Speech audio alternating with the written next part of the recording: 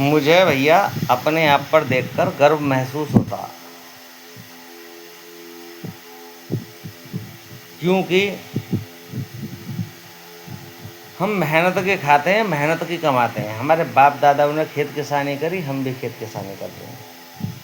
लेकिन एक चीज़ मैं इनसे फिर भी कहना चाहता हूँ, इनको नेताओं के अंदर ऐसा कौन सा गुण दिखाई दे जाता है, इन पढ़े लिखे पुलिस वालों को, इन अनपढ़ गंवारों नेताओं के अंदर ऐसा कौन सी जो है इनके पास में पाठशाला या ऐसी कौन सी शिक्षा है कि ये उनकी गाथा गाने चालू हो जाते हैं।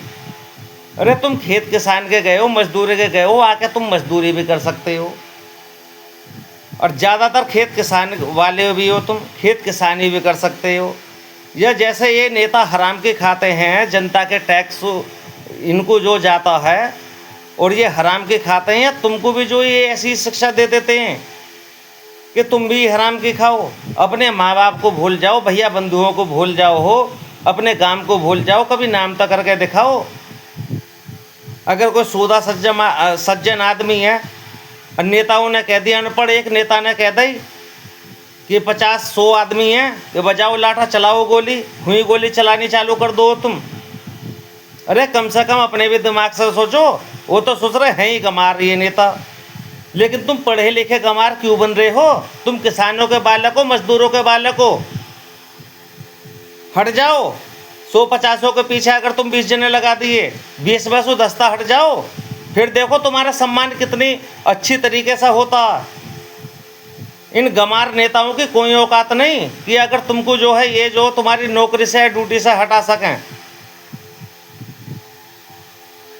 जो हमारे बड़े बूढ़ों की कहावत है, यू देसी भाषा में, फटे तो फटे पर पोजीशन ना घटे, घटे तो इनकी घटे, नेताओं की फटे।